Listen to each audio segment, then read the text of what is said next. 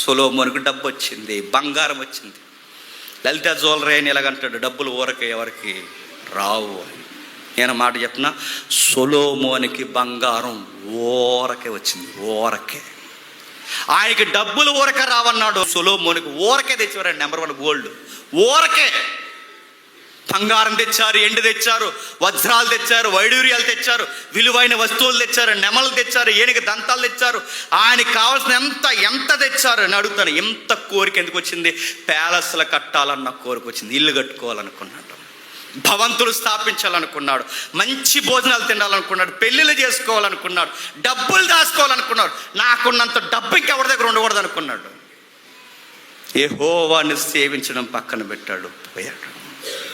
నేను మళ్ళీ చెప్తున్నానండి, నేను ఉద్యోగం కొట్టాలన్న టార్గెట్ మంచిదే, కానీ ఆ ఉద్యోగం కొట్టాలన్న టార్గెట్ కొరకు ఈయన సేవించడం తగ్గించావో అయిపోతావు. గుర్తుపెట్టుకో.